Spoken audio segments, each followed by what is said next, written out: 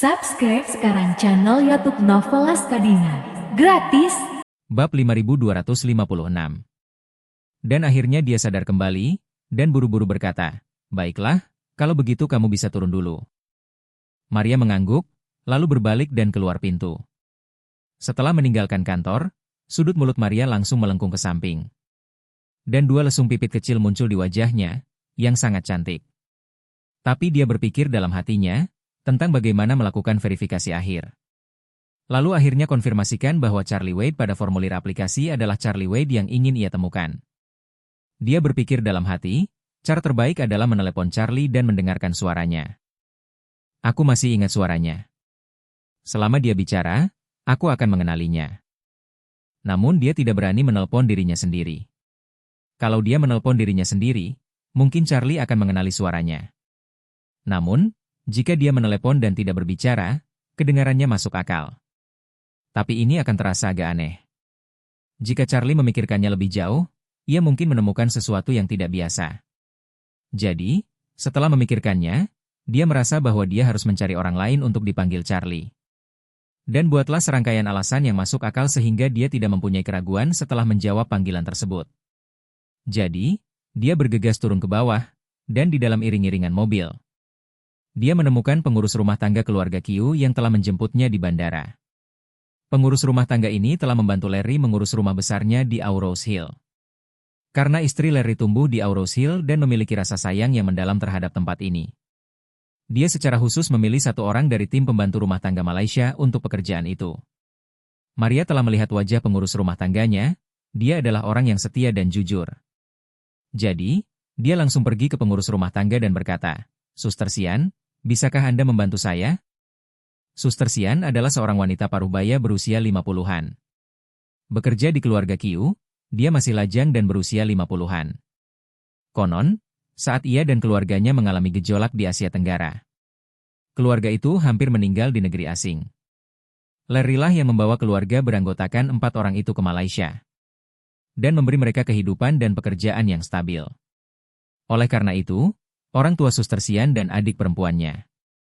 Semuanya sangat tulus terhadap keluarga Qiu, dan adik perempuannya juga bekerja untuk keluarga Qiu sekarang.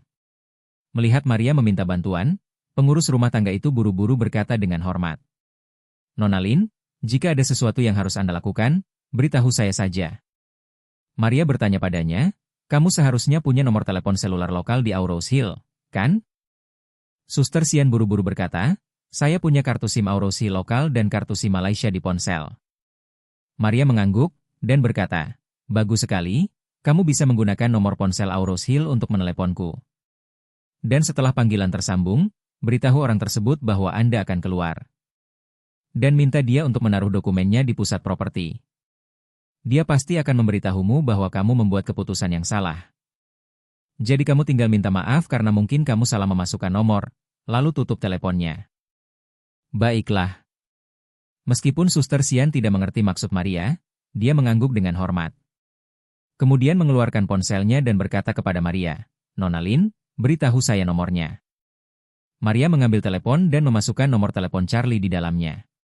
Kemudian, dia mengembalikan telepon itu kepada Suster Sian.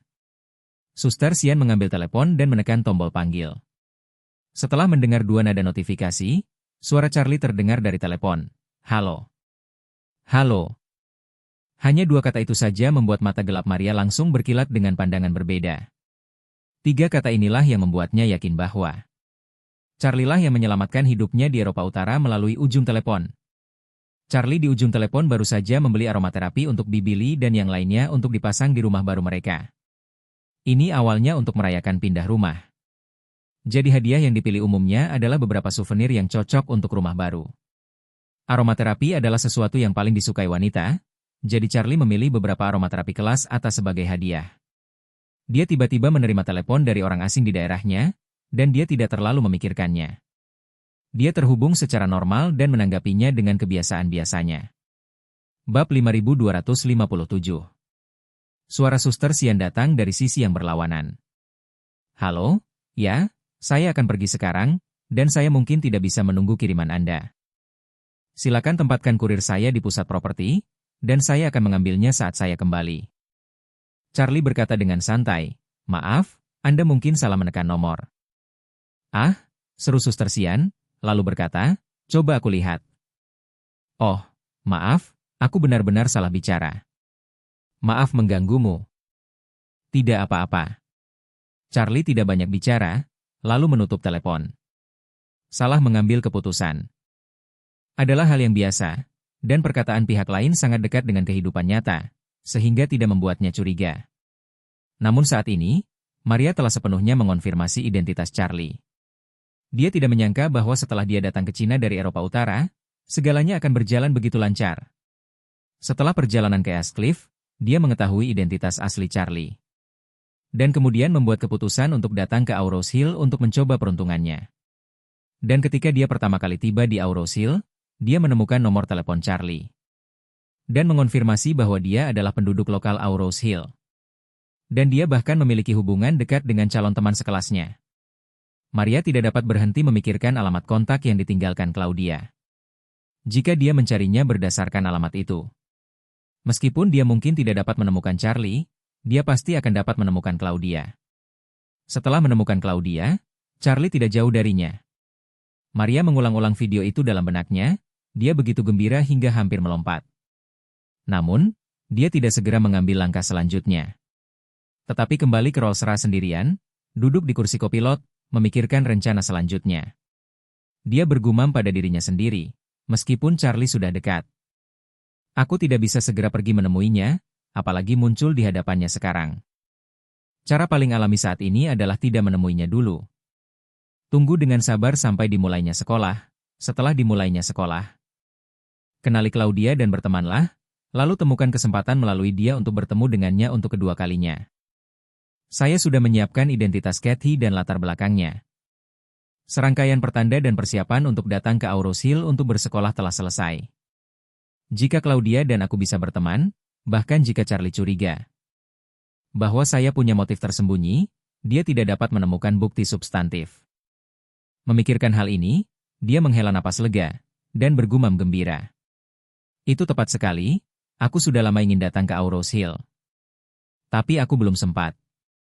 Aku bisa memanfaatkan waktu luang ini untuk mengunjungi tempat-tempat menarik di sini. Pada saat ini, tiba-tiba ponselnya berdering. Dan ID penelepon menunjukkan bahwa peneleponnya adalah Eden yang berada jauh di Ascliffe. Jadi dia menghubungkan teleponnya, dan suara Eden terdengar dari ujung telepon yang lain. Nona, apakah Anda sudah sampai di Aurose Hill? Kapan menurutmu waktu yang tepat bagiku untuk datang? Kapan saja. Maria tahu apa yang dipikirkannya, dan ramalan menunjukkan bahwa harapan hidupnya paling lama setengah tahun. Dan satu-satunya kesempatan hidupnya adalah di Aurose Hill. Jadi meskipun dia tidak mengatakannya, dia pasti sangat mendesak dalam hatinya untuk menemukan sinar kehidupan itu. Eden menghela napas lega ketika mendengar kata, kapan saja, dan berkata dengan hormat. Nona, kalau begitu, aku akan berangkat ke Aurose Hill untuk menemuimu nanti. Dan ngomong-ngomong, aku juga akan bertemu Larry. Maria berkata, baiklah, sebelum berangkat, beritahu Larry untuk mengirim seseorang menjemputmu di bandara. Oke, kata Eden, aku sudah menyelesaikan beberapa hubungan lokal di Aurose Hill. Meskipun beberapa orang sudah pensiun, mereka selalu menepati janji mereka di Aurose Hill saat itu. Kalau begitu biarkan mereka membantu menyelidiki Charlie yang kamu cari. Bab 5258. Maria tersenyum dan berkata, tidak perlu, aku sudah menemukannya. Apa? Tanya Eden ngeri. Kau menemukannya? Secepat itu? Ya. Maria berkata dengan serius, hidup memang seperti ini, asalkan kamu membuat beberapa pilihan kunci dengan benar. Anda bisa menghasilkan banyak uang sambil berbaring, dan hal yang sama berlaku ketika Anda menemukan seseorang. Lalu Maria berkata, pengalaman hari ini lebih menarik, dan aku akan menceritakannya kepadamu saat kamu tiba. Oke, kata Eden cepat-cepat, kalau begitu aku siap berangkat. Setelah itu, Maria tidak keluar dari mobil lagi. Dan Larry dan istrinya tidak menunda terlalu lama. Setelah mengobrol dengan para pemimpin sekolah selama setengah jam, mereka bangkit dan meninggalkan gedung administrasi pengajaran dengan dalih tidak tahan lagi.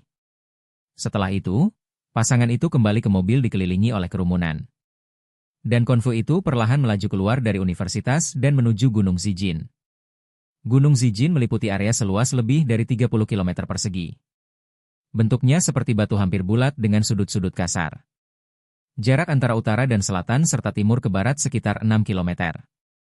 Bagian selatan Gunung Zijin merupakan tempat wisata tingkat 5A, sedangkan bagian utara sebagian besar ditutup. Rumah besar Larry terletak di salah satu gunung yang ketinggiannya ratusan meter di atas permukaan laut di bagian utara. Mampu memiliki rumah besar yang sepenuhnya miliknya di tempat seperti ini adalah sepenuhnya karena Larry mengambil kesempatan awal untuk berinvestasi di daratan. Saat itu, dia bersedia berinvestasi dan menyumbangkan sejumlah besar uang ke daratan. Dan Aurous Hill juga memberinya pujian yang sangat tinggi. Pengembalian standar, seperti rumah bangsawan semacam ini, hanya ada satu rumah bangsawan seperti itu di Aurous Hill dalam 20 atau 30 tahun terakhir. Konve memasuki gunung dari jalur dalam di utara Gunung Zijin. Dari kaki gunung, tempat ini sudah merupakan kawasan terkendali tempat para wisatawan singgah, jadi suasananya sangat sepi. Ketika dia melewati jalan Panshan dan mencapai puncak gunung, Maria melihat gapura yang terbuat dari marmer putih, dengan ukiran karakter besar di atasnya, Villa Zijin. Bahkan dia pun tak dapat menahan kagum akan kemegahan dan kemegahan rumah besar ini. Meskipun tidak sebesar kastil-kastil di Eropa. Hal ini dapat memberi orang rasa pelarian dari dunia saat mereka ingin tercerahkan dan jauh dari keramaian dan hiruk-pikuk. Tahukah Anda, jaraknya hanya beberapa kilometer dari distrik bisnis paling makmur di Aurous Hill. Sangat jarang menemukan rasa pelarian di tempat seperti ini. Terlebih lagi, seluruh manor dipenuhi dengan pohon-pohon tua yang menjulang tinggi dan berbagai tanaman yang penuh dengan bunga dan dedaunan di musim panas. Dari kejauhan, bahkan tidak mungkin untuk melihat bahwa ada rumah pribadi berskala besar yang tersembunyi di sini. Desain seluruh rumah bangsawan ini menggabungkan gaya taman gusu. Selain itu, karena medan pegunungan tersebut secara bertahap menanjak, struktur arsitektur rumah bangsawan ini juga terus ditingkatkan. Ia dibagi menjadi 3 lapisan seperti kue, dan lapisan bawah adalah yang terbesar. Bentuknya persegi dengan panjang sisi lebih dari 100 meter, meliputi area seluas sedikitnya 10.000 hingga 20.000 meter persegi. Luas lantai kedua jauh lebih kecil, dengan panjang sisi sekitar 50 meter, meliputi area sekitar 3.000 meter persegi. Di puncak gunung, ada halaman kecil dari batu bata biru dan ubin batu. Panjang sisi halaman kecil ini hanya lebih dari 20 meter, dan luasnya lebih dari 400 meter persegi. Ada 3 rumah beratap genteng, 2 pendek dan 1 tinggi. Rumah-rumah biasa beratap genteng 1 lantai, sedangkan rumah-rumah tinggi memiliki 2 lantai. Selain itu, ada halaman kecil dengan luas sekitar 100 meter persegi yang seluruhnya dilapisi batu biru alami. Larry berkata kepada Maria, "Nona, jangan lihat ukuran rumahku. Inti sebenarnya adalah halaman kecil yang biasa-biasa saja di puncak gedung. Kalau kamu tidak keberatan, kamu bisa tinggal di sana untuk sementara waktu." Maria mendongak. Melihat halaman kecil di lantai atas yang tingginya setidaknya 20 hingga 30 meter. Meskipun dia belum pergi melihatnya, dia berkata dengan penuh rasa terpesona. "Jika aku tahu kau punya istana sebagus itu, aku tidak akan pernah pergi ke Eropa Utara." Tapi baru saja berkata setelah itu, dia menggelengkan kepalanya lagi, dan berkata dengan tegas dan untungnya. "Untungnya, saya tidak tahu tempat ini sebelumnya, jadi saya pergi ke Eropa Utara. Itu adalah pengalaman yang sangat buruk. Jika saya tidak keluar darinya, itu akan menjadi pengalaman terakhir saya. Sekarang setelah saya keluar, ini hanyalah awal yang baru." Bab 5259. Setelah mendesah, Maria, ditemani Suster Sian, naik ke halaman tertinggi. Saat dia melangkah ke halaman ini, dia menyadari bahwa itu lebih menyenangkan daripada yang dia bayangkan. Batu bata, ubin, tanaman, dan pohon di sini sebenarnya sangat elegan. Dan tanah batu biru di halaman itu bahkan ditumbuhi lumut. Di sudut halaman, juga terdapat kolam air panas luar ruangan yang dirancang indah. Bebatuan di samping kolam renang tampak seperti nyata, dan banyak tanaman bonsai yang ditanam, yang tampak seperti gunung asli miniatur. Suster Sian mengikutinya dan memperkenalkannya. "Nona Lin, kolam air panas ini terhubung dengan air panas alami Aurous Hill. Air panas bumi diangkut ke atas gunung melalui pipa bawah tanah. Akan ada sedikit kehilangan panas di dalam pipa. Tapi kami memiliki peralatan pemanas sekunder di ruang peralatan di bawah, yang dapat memastikan bahwa air panas dari mata air panas dapat digunakan di luar ruangan bahkan di musim dingin terdingin sekalipun." Maria bertanya dengan heran, ada sumber air panas alami di Aurosil? Ya. Suster Sian mengangguk dan berkata dengan serius, kandungan sulfurnya sedang, kandungan mineralnya tinggi, dan kualitas airnya bagus. Pada awalnya, sang guru secara khusus memimpin sebuah pipa di sini untuk wanita itu. Tapi halaman paling atas tidak pernah digunakan. Dan pasangan itu sekarang sudah tua, jadi mereka hanya tinggal di lantai bawah setiap kali mereka datang. Maria mengangguk ringan. Sambil mengangguk, ia berkata lagi, saya ingin masuk dan melihat-lihat ke dalam ruangan. Suster Sian buru-buru berkata, Nona, silakan ke sini. Setelah selesai berbicara, dia menuntun Maria ke pintu 3 rumah beratap genteng. Dari kejauhan, tampak seperti 3 ruangan, 1 tinggi dan 2 pendek. Namun sebenarnya pintu masuk utama ada di rumah beratap genteng 2 lantai itu. Dan 2 ruangan di sebelah kiri dan kanan adalah ruangan dengan pintu yang terbuka ke dalam. Setelah memasuki pintu, Anda dapat melihat bahwa itu sebenarnya adalah sebuah suite yang sangat elegan dan sederhana. Lantai pertama dari rumah berubin tinggi adalah aula masuk, yang juga dapat dianggap sebagai ruang tamu. Luasnya sekitar 60 meter persegi. Di sebelah kiri, bangunan ini bergaya Tiongkok murni. Ruang belajar dan ruang makan, di sebelah kanan, merupakan bangunan bergaya barat, dengan kamar mandi bergaya Cina, dan ruang ganti. Satu-satunya kamar tidur terletak di lantai 2 rumah berubin tinggi itu. Setelah menaiki tangga kayu padat murni, Anda dapat melihat struktur dan desain internal yang indah di lantai 2. Semua perabotan terbuat dari kayu huang-huali berkualitas tinggi, dan pengerjaannya luar biasa. Indah sekali, langsung menyentuh selera estetika Maria. Karena lantai 2 juga memiliki luas lebih dari 60 meter persegi. Kamar tidur ini bisa dibilang sangat luas. Ada 2 jendela melingkar di sisi selatan dan utara. Sisi selatan adalah sofa untuk membaca, dan sisi utara adalah tempat tidur. Sebuah meja dengan pena, tinta, kertas, dan batu tulis. Suster Sian berkata kepadanya dari samping. Sejak dibangun, kondisinya tetap seperti ini. Sang guru meminta kami untuk membersihkan dan merawatnya setiap hari. Jendela harus bersih dan jernih tanpa debu. Kemudian, kami merenovasi AC tersembunyi dan udara segar di atap. Ada juga sistem kelembaban konstan untuk memastikan debu dari luar diisolasi sebanyak mungkin. Untuk mencegah furnitur berjamur, berbulu, dan menimbulkan bau aneh karena kelembapan yang berlebihan. Bab 5260. Maria bertanya dengan rasa ingin tahu, tuanmu telah berusaha keras untuk mendapatkan tempat terpisah seperti itu. Mengapa mereka tidak tinggal di halaman? Aku tidak tahu. Suster Sian tersenyum sedikit dan berkata, Tuan baru saja memerintahkan agar tempat itu dirawat. Dan ketika perawatan harian diperlukan, saya sendiri yang harus mengawasinya. Sedangkan yang lain, tidak pernah memberitahu saya. Baiklah. Maria mengangguk sambil berpikir, lalu mendesah. Ini benar-benar tempat yang bagus untuk menumbuhkan moralitas seseorang. Jika memungkinkan, saya ingin tinggal di sini selama 20 tahun, atau bahkan lebih lama. Suster Sian tersenyum sedikit, dan berkata dengan hormat. Tuan sudah berkata, kalau Nona Lin suka, dia bisa tinggal di sini selamanya. Selama kamu tinggal di sini, kamu adalah pemilik sebenarnya tempat ini. Karena Suster Sian adalah pengurus rumah tangga di sini. Jadi Larry tidak sengaja bertindak dalam kapasitas Maria. Saat mengambil pesawat, Suster Sian dapat mengetahui bahwa tuannya sangat menghormati Maria. Bahkan bisa dikatakan penuh hormat, jadi Maria tidak mungkin menjadi saudara atau bahkan junior dari pasangan tersebut. Terlebih lagi, dialah yang paling tahu betapa sang guru sangat mementingkan halaman tertinggi ini. Mengapa semua orang harus membiarkan dia mengikutinya ketika mereka datang ke sini?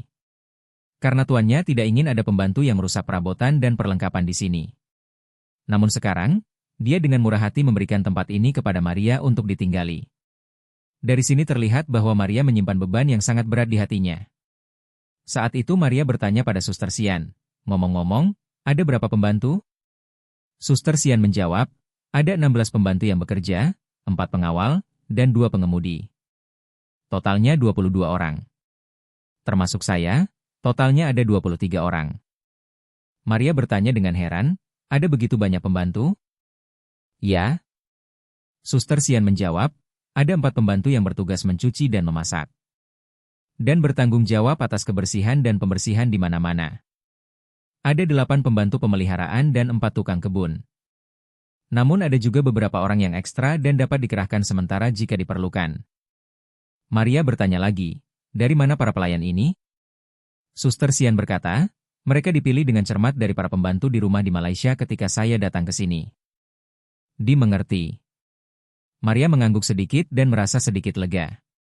Orang-orang ini semuanya berasal dari Malaysia dan telah melayani keluarga Kiu selama bertahun-tahun. Mereka pada dasarnya adalah budak rumah tangga.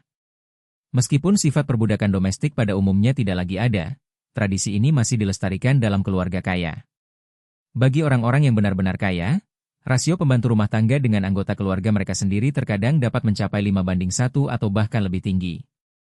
Untuk memastikan stabilitas dan keandalan semaksimal mungkin. Dan untuk mengurangi pergantian personel, mereka sering mengadopsi perbudakan domestik semacam ini. Mereka merekrut pihak lain untuk bekerja di rumah saat mereka masih remaja. Dan tinggal di rumah sampai mereka pensiun, dan kemudian mereka akan meninggal di sana. Sebagian besar pembantu yang memilih menjadi budak rumah berasal dari keluarga miskin. Dan anggota keluarga besar perlu menafkahi mereka, jadi salah satu dari mereka dikirim ke keluarga kaya sebagai pelayan. Ada banyak keuntungan menjadi seorang pelayan. Dalam keluarga itu, mereka makan dengan baik, hidup dengan baik, dan menghasilkan banyak uang. Dan hampir semua uang yang mereka hasilkan dapat ditabung untuk mensubsidi keluarga. Keluarga tidak mengharuskan mereka memiliki pendidikan tinggi dan kemampuan berbahasa lain. Mereka bekerja keras dan tekun. Di wilayah yang secara ekonomi terbelakang, banyak keluarga dan individu mendambakan pekerjaan seperti itu. Oleh karena itu, sebagian besar pembantu rumah tangga juga menganggap perbudakan rumah tangga sebagai pekerjaan seumur hidup. Dan bahkan rela meninggalkan pernikahan dan melahirkan karena alasan ini. Para pelayan yang tumbuh di lingkungan ini menghargai pekerjaan mereka, dan setia kepada keluarga mereka. Dan memiliki sedikit kontak dengan dunia luar. Dan kecil kemungkinannya untuk terpengaruh oleh pikiran-pikiran buruk dari dunia luar. Faktor keamanannya tentu saja jauh lebih tinggi. Maria semakin menyukai tempat ini. Dalam suasana hati yang tenang, Maria berkata kepada Suster Sian dengan sedikit gembira. Aku punya beberapa barang yang kubutuhkan. Nanti aku buat daftarnya, dan kamu bisa bantu aku membelinya. Suster Sian berkata dengan hormat, baiklah, Nona Lin, berikan saya daftarnya, dan saya akan segera mengerjakannya.